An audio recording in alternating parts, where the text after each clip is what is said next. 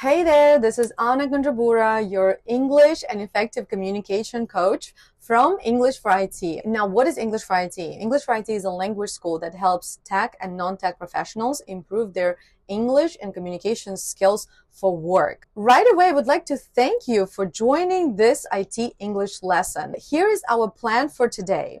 First, we're going to talk about the difference between IT and tech. Did you know there is a difference actually? Then we will talk about 3 mistakes you need to avoid when introducing yourself, when presenting yourself, for example, in a job interview. Then I'm going to share with you 5 phrases of effective communication in tech. Then, of course, you're gonna receive your motivation boost to act, right? To become successful. And finally, I will wrap up my lesson with a special offer to join the IT English course with 30% off. Let's get the ball rolling. Without any further ado, I want to talk about the difference between IT and tech. But first, you tell me, do you work in IT or do you work in tech? Now, if you're struggling to answer this question, maybe this is because you don't know about the difference between IT and tech. Now, some time ago, I came across this tweet where the person says, did it hurt when someone said you work in IT instead of tech? It was an eye-opener for me. I'm like, I really want to share it with our English for IT community. I was wondering if our community knows about the difference between IT and tech, because in the English-speaking countries, people use tech when they talk about IT. In the non-English speaking countries, people say IT. For example, if let's say you are a product manager in the US, you don't say I work in IT. You say I work in tech. If you are a software engineer, you say I work in tech. But if you are assistant administrator, you say I work in IT. So IT is just a part of tech, but the whole industry is called the tech industry. Again, in the English speaking world by native English speakers. Now, I'm originally from Ukraine, as some of you may know, some of you may not know. So in Ukraine, it's okay to say IT industry. And actually everyone says IT industry. Nobody says tech industry, right?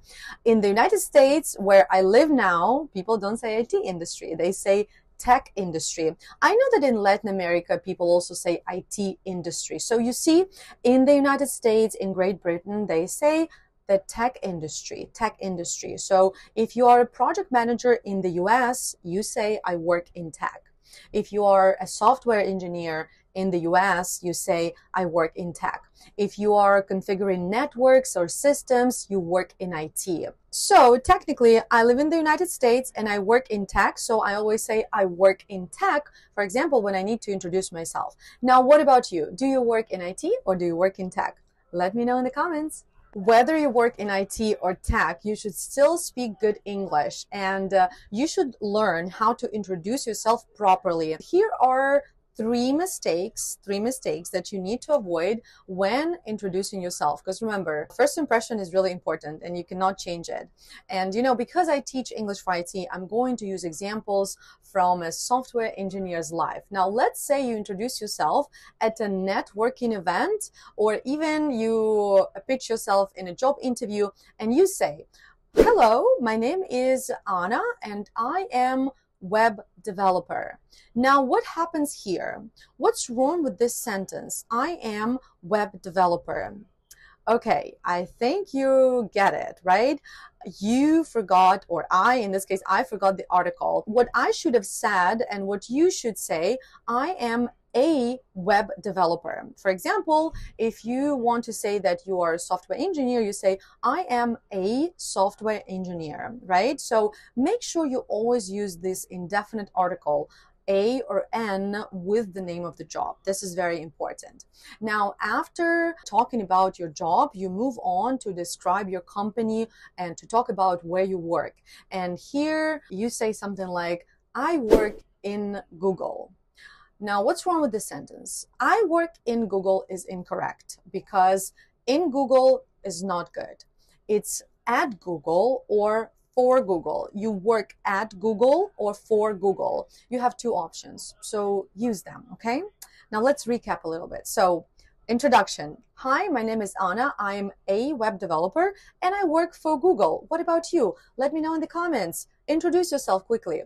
But wait a second. We're almost finished here. Now, let's say you work in recruiting and your job is a recruiter, not recruiter, okay? Not recruiter. I hear people say recruiter. No, it's recruiter. Okay, let's say you are a developer, not developer, okay? Not developer, you are a developer. Now, let's say you work in marketing. What's your job? Your job is not a marketologist, right? Your job is a marketer or a marketing specialist. Well, actually, this is not a pronunciation mistake here, but you need to know which word to use, right? The correct word. This is really important. That's why I'm teaching you these words. Here's another example with the people who are doing business analysis. If you do business analysis, you're not a business analytic. You are a business analyst. Boom. Now you have this fantastic template for how to introduce yourself. Now I want you to practice. So introduce yourself in the comments following my pattern. Hi there, I'm Anna. I'm a web developer. I work for Google. I hope you're ready to learn some useful vocabulary from real life.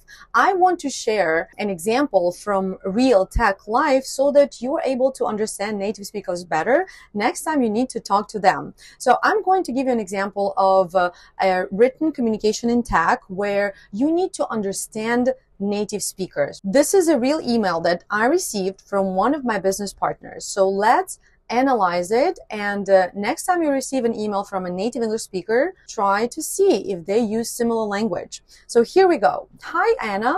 I hope you're doing great. Now, we don't say how are you in the email, right? So don't say how are you at the beginning of your email. Say hope you're doing great, right? In written communication, it's always hope you're doing great or hope you're doing well. So use this phrase when you write your next email. Let me reach out to our partnership contact and ask them. Reach out is a phrasal verb that means let me contact, to contact, right? In modern English, in modern business world, we say reach out instead of contact. Say reach out and you will sound like a native English speaker. I will let you know what I hear back. Now, there are two things here. Let somebody know means tell somebody, but we don't say tell me, or tell him, because it sounds a little bit rude and it's imperative. So be careful with this. Instead of tell me or tell you, say let me know. I will let you know. Or I will let him know. Now, the second phrase is hear back. Now, hear back is another phrasal verb that means receive a response. Now, let's learn 5 expressions for effective communication in tech. Expression number 1, hit me up. Now, hit me up is a conversational and also business way to say contact me. Imagine you are finishing a team meeting and you say, if you have any questions, feel free to hit me up. Feel free to contact me. Feel free to pin me in Slack or whatever. Number 2, circle back. Circle back in meetings means to revisit the topic. Again, you use this phrase a lot in meetings. Let's circle back, or emails, by the way, too. Emails. Let's go back to this discussion later, right? Let's circle back to this after my vacation or after we talk to Bill or John. Next phrase is thanks for stepping up. Now, thanks for stepping up is used for recognition. Now, recognition is really crucial in the tech environment, and this phrase acknowledges that somebody took responsibility, right? So thanks for stepping up. It's like technically thank you for coming and helping us, right? Thanks for stepping up with the project. Thanks for helping us with the project. Another phrase is I look forward to. The most favorite phrase, because everyone makes a mistake using this phrase.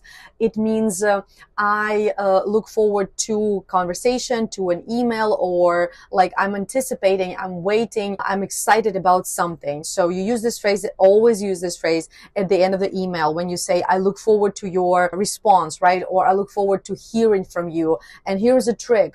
I look forward to hearing from you, right? So after look forward to, you must use the ing form of the verb. I look forward to speaking with you. I look forward to hearing from you, etc. But you can also say, I look forward to your response, or I look forward to your feedback. And finally, the last phrase, wrap up. This is what we're doing with this part. Let's wrap up this part of the lesson and continue in a minute. To wrap up means to finish. So you typically wrap up a meeting. So let's wrap it up and continue in a moment. Okay, now here's a real question. How do you become an effective communicator in English? How do you start speaking in meetings, asking questions, answering questions effortlessly and easily? How can you make demos to clients in English without sweating, right? How can you pitch yourself at networking events easily? How can you become that effective communicator, and how can you become confident? Well, there are a few things that I want to share with you. When you're having a conversation with someone, make sure you give full answers. Don't just say yes or no. Make sure your answer consists of at least 3 sentences. This way you will show interest, right? Because if you just say yes or no when they ask you a question, it kind of signals that you don't want to have a conversation, right? So it seems that you want to end the conversation, or it typically means that you're rude and people are going to be upset and offended. This is when you have to answer questions. Now, don't just answer.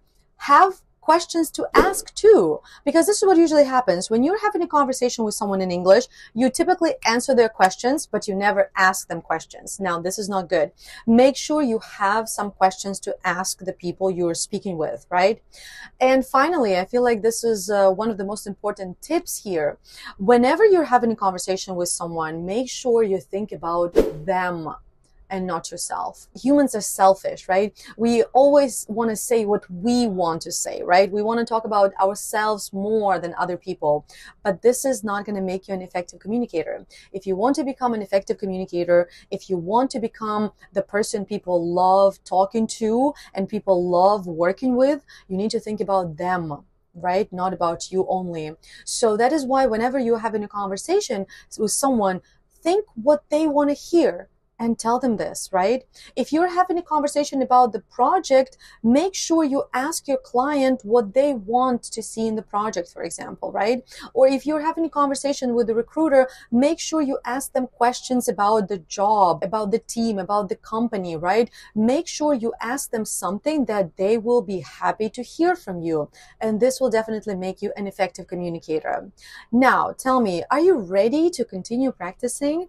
Are you ready to learn more? Well, if you're ready to further improve your English, I'm here to help you, and the whole English for IT team is here to help you, because as you can see from this lesson, by the way, this is not the end of the lesson, okay? So stay tuned, stay with me. But as you can see from this lesson, we're teaching everything that is super, super relevant to the tech industry. We're teaching vocabulary, we're teaching pronunciation, we're teaching grammar, we are teaching effective communication skills. And all these pillars, all these elements are super important for you as a tech professional who wants to work on an international arena, who wants to work with foreign clients, who wants to earn international salary, who wants to work with top-notch projects. That is why I'm happy you're here, and I'm ready to move to the next stage of my lesson today. Like I said, this is not the end of the lesson, but I want you to get prepared, because you need this. You need this now. If you think that, okay, my English is good now, I don't need it right now, but I will probably think about this later. No, that's the biggest mistake, because later you're going to regret it that you haven't started today, because now is always the best time. The reason why you're watching, there is a good reason why you're watching this video, because you need it. Now let's move to the next stage of our lesson. Finally, when speaking English, you will feel insecure, or you might feel insecure, because this is not your comfort zone, so you're not confident here.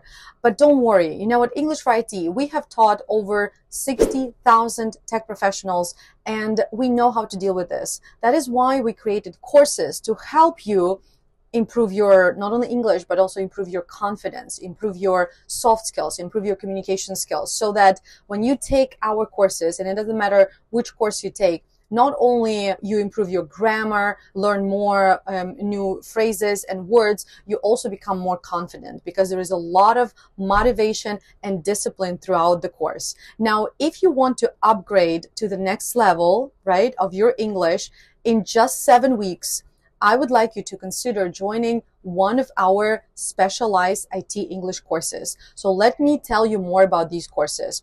Course number one, my favorite and our students' favorite, English for Tech. Now, this course will help you master all aspects of English and communication skills. You will boost 5 major skills, actually 6 major skills: vocabulary, pronunciation, grammar, writing, speaking, and communication skills, soft skills. And you need only 30 minutes a day to practice, because every day you will receive a lesson that is 30 minutes long, and you will have to do it, right? If you have never taken our courses, I recommend starting with this one, and especially because you will have your promo code. Use promo code DEBUGIT and you'll get 30% off.